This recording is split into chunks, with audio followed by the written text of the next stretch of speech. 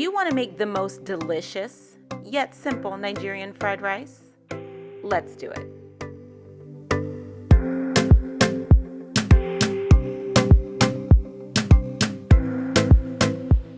Start by measuring out your desired amount of rice. I actually measured out a bit more in this video, but my recipe recommendation is to measure out 3 cups of parboiled long grain rice. Add the rice to a pot and then rinse thoroughly with cold water. This is what removes the starch from the rice. It's important to do this step because it reduces the cooking time and also ensures that the rice won't stick together and take on a gummy texture. You'll know you're done once you're done rinsing and the water appears clear. Add 3 cups of water to the rice and half a teaspoon of salt. Cover and cook on medium-high heat. When most of the water is dried, turn the burner down to low and continue to cook the rice covered. Turn the heat off once all of the water is gone. Take care to watch the rice closely to ensure that it doesn't burn. After washing the beef cubes, drain away all the water and add Mrs. Dash, beef Knorr, chicken Knorr, and adobo seasonings. Then add 1 cup of water, cover, and cook on medium-high heat.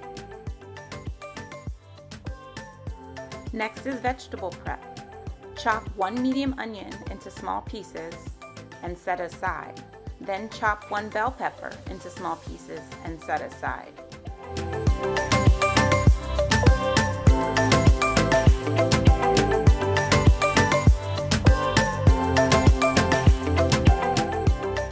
Next, chop the sand pepper into small pieces and set it aside. Note, this pepper is very spicy, so it's best not to handle it directly with your hands. Sand pepper is also called habanero peppers or Scotch bonnet pepper in other cultures.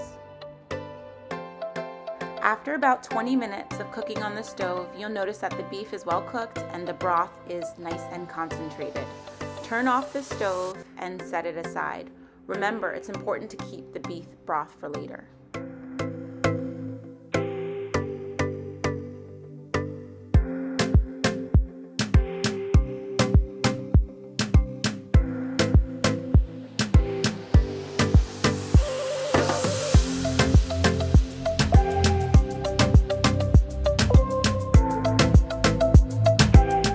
Add the oil to a large pot and heat it. Then add the red peppers. Be careful, don't burn yourself like me. And then add the onions.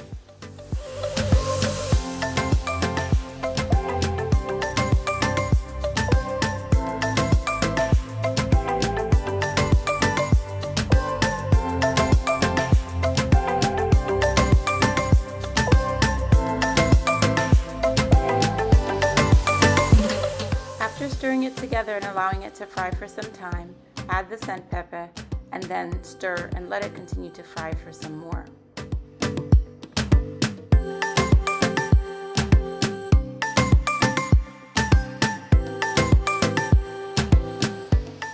Next, add the frozen corn to the vegetables and let them continue to fry for some more time. It's important to add the frozen corn last because it releases water with cooking. You want to add the frozen corn only after the onions and pepper have had some time to cook in the oil.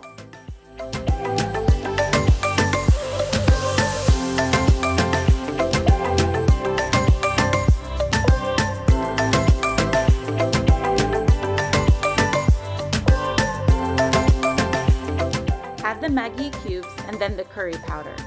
I prefer hot curry powder, but you can use whatever type of curry you prefer. It's the curry that gives the rice its beautiful golden color.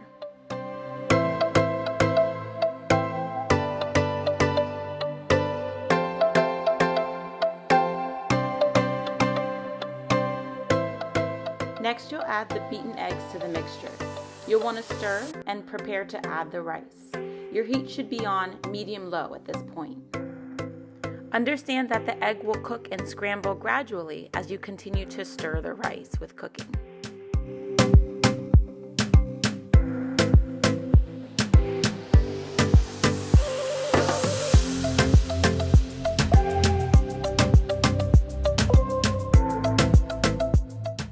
Continue to add the rice 1 spoon at a time, and then add the concentrated beef broth that you had set aside.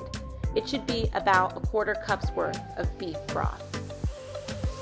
Stir the rice together and continue to monitor and make sure that the rice doesn't burn. You'll notice that all of the rice begins to take on a beautiful golden color.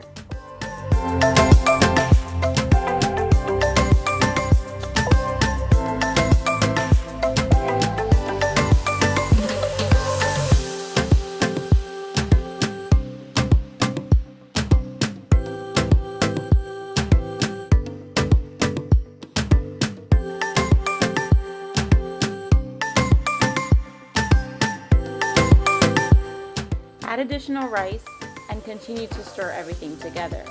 I like to add the rice in batches as opposed to all at once because it's easier to mix and make sure that all the flavors are well dispersed. In this instance, I actually ended up adding a little bit more of the beef broth that I noticed was still in the pot. You can do this as per your taste. You can also add some additional salt at this step if you need. I added about 1/8 teaspoon. Next, I cover the rice, set it aside, and prepare for the final steps. We have to get the meat and the shrimp ready. I add some oil to the pot to prepare to fry the beef.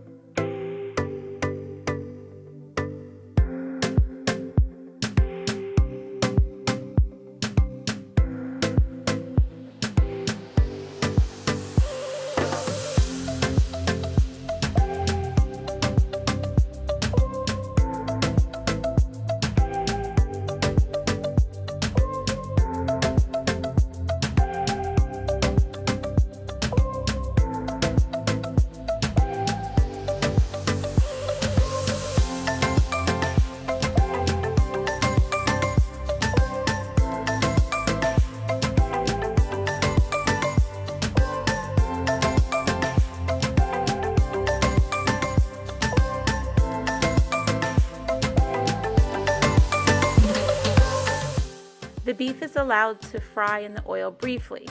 Remember, the meat is already cooked, so this step is just to give it its nice hard texture. I transfer the beef immediately to a paper towel lined dish so that I can blot it dry and remove some of the oil. Then I continue to fry the remaining beef until everything is finally complete. Next, you'll need to peel and clean the shrimp. If possible, get shrimp that's already been deveined. You'll need to move the shrimp into a pot of hot water and cook for no more than about 3 minutes. Remove the shrimp, set it aside to add later.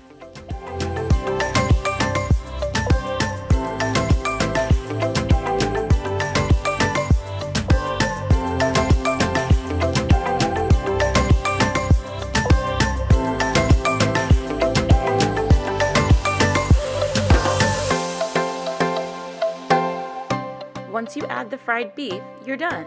You've made the most delicious Nigerian fried rice. Congratulations.